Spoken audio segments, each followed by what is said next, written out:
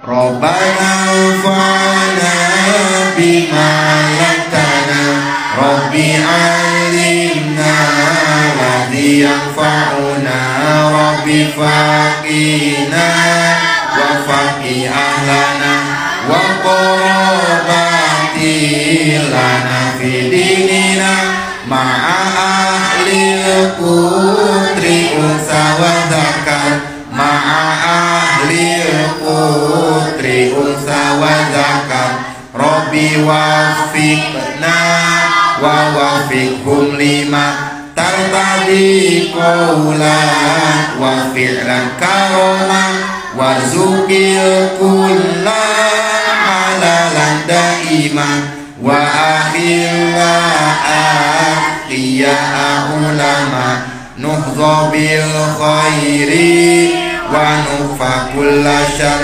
nuhdha bil khairi wa nufa kulla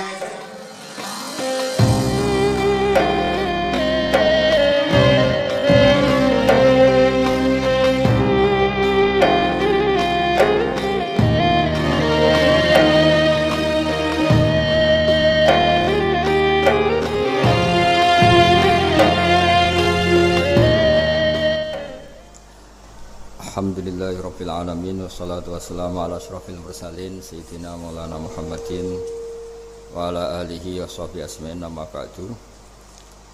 Yang saya hormati Bupati Banyuwangi Haji Fistiandani Azwar Anas, Bapak Wakil Bupati Haji Sugira, Bapak Abdul Azwar Anas, semua pegawai Pemkab Banyuwangi. Saya akan ngaji kira-kira kurang lebih 1/4 jam karena saya juga punya wadifah di sini. Saya akan ngaji tentang betapa mudahnya berbuat baik dan betapa mudahnya bersosialisasi yang jadi kebutuhan sosial masyarakat.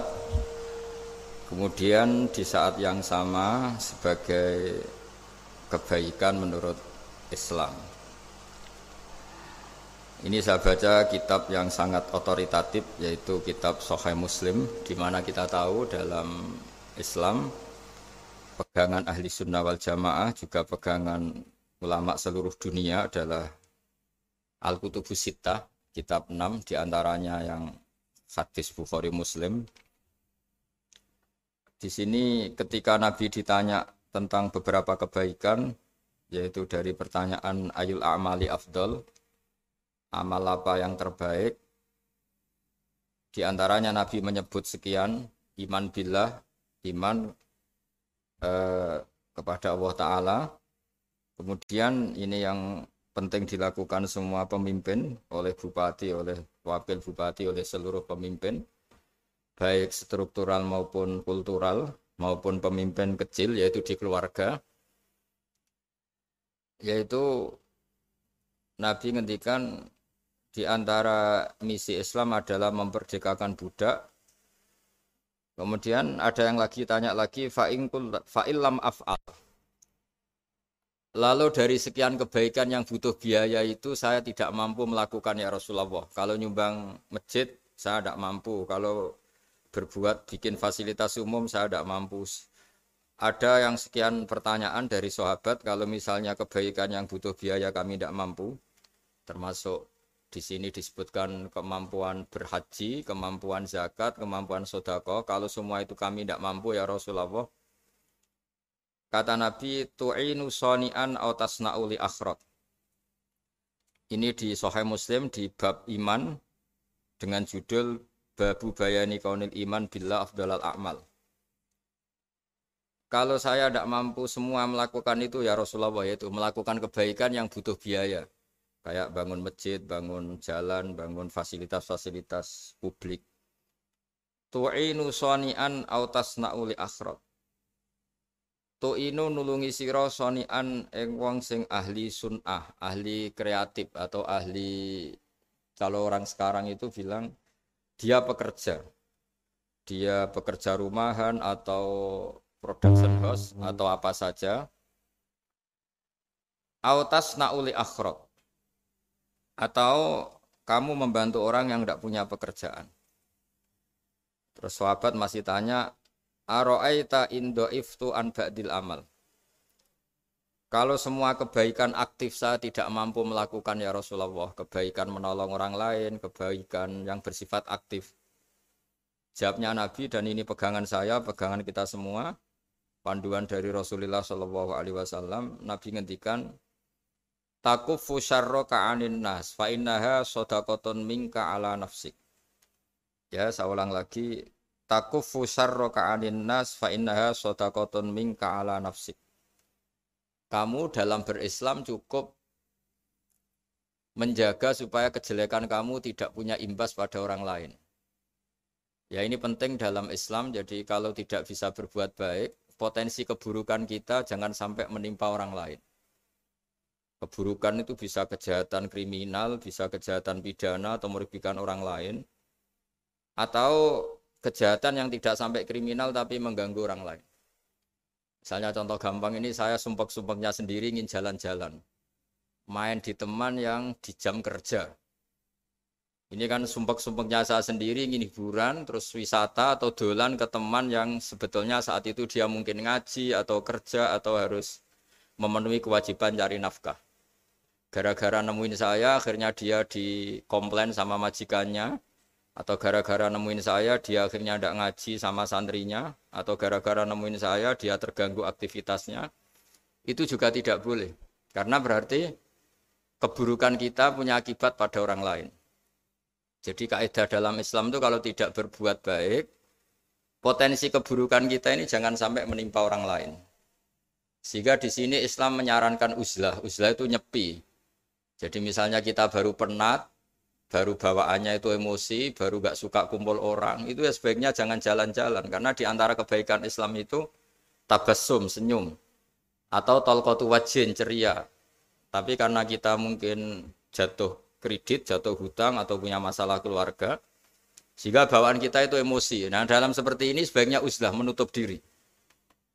Sehingga kata Rasulullah SAW dalam zaman akhir di antara kebaikan itu, kamu meninggalkan manusia, aktivitasnya, kemudian watada'un nas min syarrik. Kamu meninggalkan manusia supaya enggak kena keburukan kamu. Jadi ada momen, ada saat di mana kita mungkin kalau ketemu orang itu bawaannya ingin sengak, ingin ngomong yang enggak enak, atau kita baru penat, itu sebaiknya uzlah saja, mengurung diri di kamar atau isolasi sendiri. Karena bawaannya baru emosi. Nah ini yang jarang dipraktekkan. Kalau sekarang malah banyak yang saat susah, malah bawaannya ingin namam, ingin menvonis orang lain atau ngadili orang lain. Padahal pesannya Nabi, kalau semua kebaikan aktif tidak bisa kamu lakukan itu, takuffu syarra ka'anin nas fa innaha shadaqatun minka ala nafsik. Sehingga keburukan kita, ya saya ulang lagi, keburukan kita yang ingin emosi, ingin apa itu tidak punya akibat orang lain.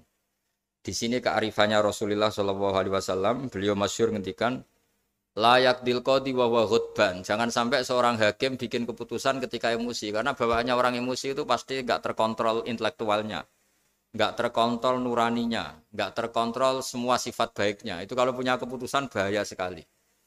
Sehingga Nabi dari awal ngendikan layak dilqodi wa ghadban. Orang yang sedang emosi tinggi jangan bikin keputusan penting.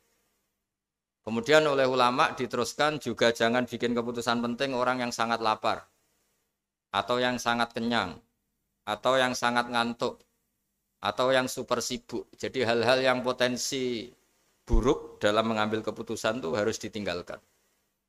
Sehingga misalnya bupati atau wakil bupati kalau sedang tidak nyaman dengan suasana apa, nggak boleh rapat kemudian memutuskan keputusan penting. Begitu juga kiai dan semuanya.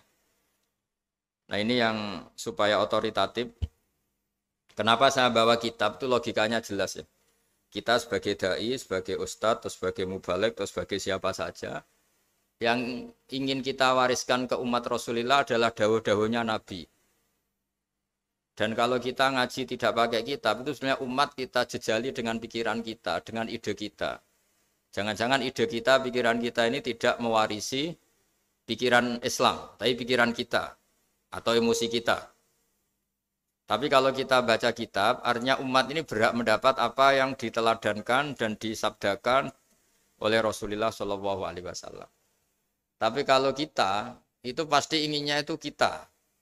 Misalnya kita Bupati Banyuwangi, mungkin kita akan cerita Banyuwangi dengan asik. Tapi bagi daerah lain, apa urgensinya bagi saya? Begitu juga kalau kita kiai, mungkin kita akan cerita fadilnya kiai.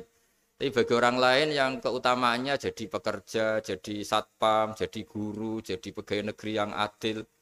Sehingga subjektivitas kita ini akan tinggi. Tapi kalau kita sebagai kiai baca hadis, maka umat ini mendapatkan panduan dari Rasulullah Shallallahu Alaihi Wasallam. Nah, dari sekian panduan itu kata Nabi, jika Anda tidak bisa berbuat kebaikan aktif, maka kebaikan yang harus Anda lakukan adalah potensi kejelekan kamu jangan menimpa orang lain. Makanya saya berkali-kali bilang, saya ini termasuk kiai yang jarang main ke alumni. Karena tadi kadang-kadang alumni itu sudah mau kerja di tempat kerjanya atau mau janjian ngantar anaknya sekolah. Gara-gara ada saya, mungkin semua itu dibatalkan. Sehingga silaturahim itu juga harus dimanage supaya tidak mengganggu haknya orang yang kita silaturahimi. Jangan sampai silaturahim jam 9, saatnya orang kerja, kemudian dia dapat peringatan dari pabriknya gara-gara sering didolani kiainya. Itu kan jadi ribet. Atau kiai karena sering didolani terus tidak ngaji, metu tamu terus. Itu kan jadi ribet. Apapun itu sehingga orang itu harus berpikir perilakunya itu tidak punya akibat la doror wa la diror. Jangan mengganggu dirinya juga jangan mengganggu orang lain. Ini oleh Nabi disebut takuffu syarroka adin nas fa innaha sodaqotun minka ala nafsik. Sifat buruk kamu itu harus dijaga supaya tidak menimpa orang lain. Dan itu berarti menjadi sodakoh kamu atau amal kamu pada diri kamu sendiri. Jadi ini penting dimaklumatkan ke semua kita bahwa saat kita tidak bisa berbuat baik aktif, misalnya nggak bisa sedekah, nggak bisa menolong orang, setidaknya keburukan kita tidak menimpa orang lain. Nah, termasuk keburukan yang terselubung adalah kita punya pikiran yang menurut kita ini hebat, tapi bagi orang lain mungkin bahaya. Misalnya kita punya pikiran ingin jadi orang kaya raya yang dermawan. Itu artinya kan pikiran baik karena ingin jadi dermawan. Tapi artinya bayangkan orang lain tuh miskin semua butuh derma kamu. Mana mau orang lain kamu bayangkan miskin butuh derma kamu. Orang lain juga bayangkan dirinya kaya gak butuh derma kamu. Itu namanya kebaikan yang subjektif. Kamu ingin jadi kiai yang ngajarin orang banyak. Oke, itu baik. Tapi kan berarti kamu bayangkan orang lain gak bisa ngaji terus kamu saja yang bisa ngaji sehingga kamu yang ngajarin. Ya sudahlah, kebaikan itu udah usah muluk-muluk seperti itu. Jadi apa yang ditakdirkan kita jadi bupati ya jadi yang baik, menolong pekerja-pekerja yang baik. Saya kemarin diceritainin banyak oleh Mas Anas aktivitas Pemda Banyuwangi yang menolong banyak orang, juga masyarakat juga saling menolong dan seterusnya dan terusnya. Jadi ini jelas maksud saya supaya bupati dan semuanya pemimpin melakukan kebaikan itu berdasar panduan dari Rasulullah Shallallahu Alaihi Wasallam, di mana di antara aturan yang dianjurkan beliau adalah aktivitas kita sebagai manusia adalah tu'inu soni'an au tasna'uli akhraq. Ya, saya ulang lagi, saya ulang teks hadisnya secara lengkap supaya dapat berkahnya Rasulullah Shallallahu Alaihi Wasallam. Ada beberapa pertanyaan dari sahabat, ya Rasulullah, jika saya tidak bisa berbuat baik yang berbiaya atau tidak bisa berbuat baik yang aktif, apa yang saya harus lakukan? Nabi ngendikan tu'inu shani'an aw tasna'uli akhraq. Kamu membantu orang yang bekerja atau kreatif, orang-orang yang kreatif atau pekerja apa saja kamu bantu dan bantu orang yang tidak punya pekerjaan. Terus ditanya lagi, qultu ya Rasulullah ara'aita in dha'iftu an ba'dil amal. Bagaimana kalau itu pun saya tidak bisa ya Rasulullah? Terus Nabi ngendikan tafuqu syarraka anin nas fa innaha sadaqatun minka ala nafsik. Yang penting keburukan kamu tidak menimpa ke orang lain dan itu bagian dari sedekah kamu. Nah, perlu saya ingatkan ke semua kita lah.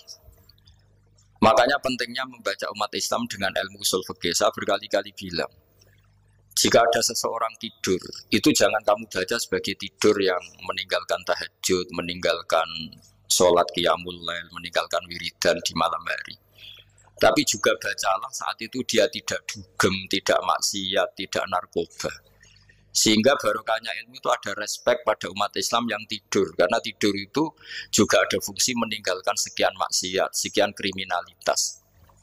Tapi kalau kita kulino tidak baca dengan ilmu, maka melihat orang tidur itu ya kayak meninggalkan tahajud, meninggalkan wiridan, meninggalkan qiyamul lail. Sehingga bawaannya kita ini akan kurang respect.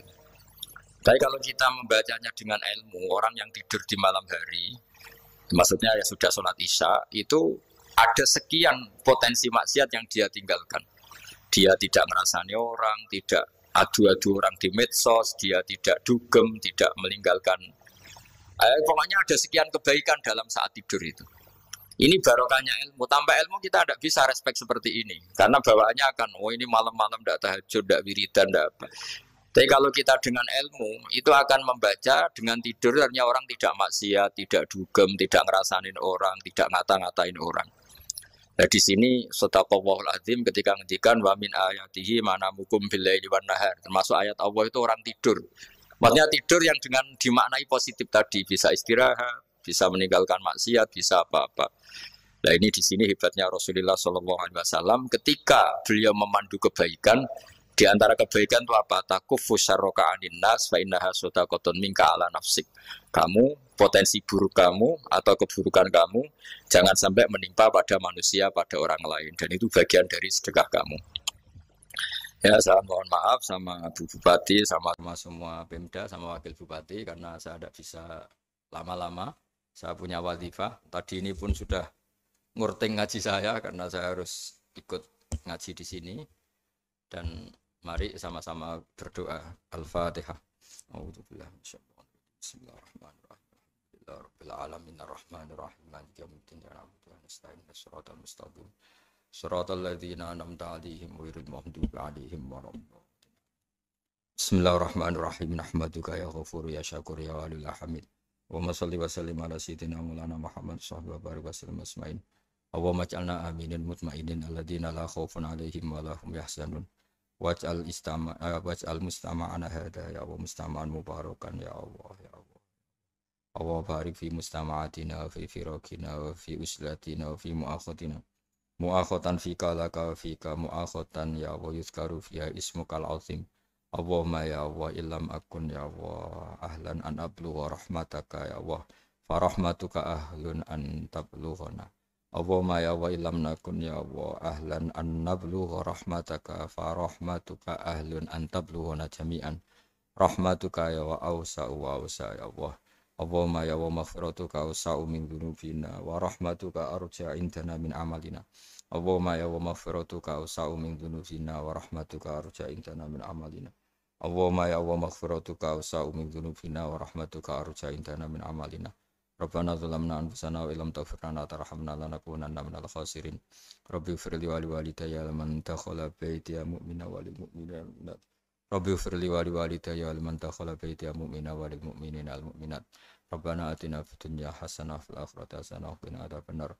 Sallallahu alaihi sayyidina Muhammad sallallahu alaihi wasallam. Subhana rabbika rabbil izzati amma yasifun wa salamun alal mursalin walhamdulillahi rabbil alamin. Sirrul Fatihah. Bismillahirrahmanirrahim. Alhamdulillahi rabbil alamin. Ar-Rahmanir-Rahim Maliki yaumiddin ya na'budu wa nasta'in ihdinas-siratal mustaqim siratal ladzina an'amta 'alaihim ghairil maghdubi 'alaihim waladdallin.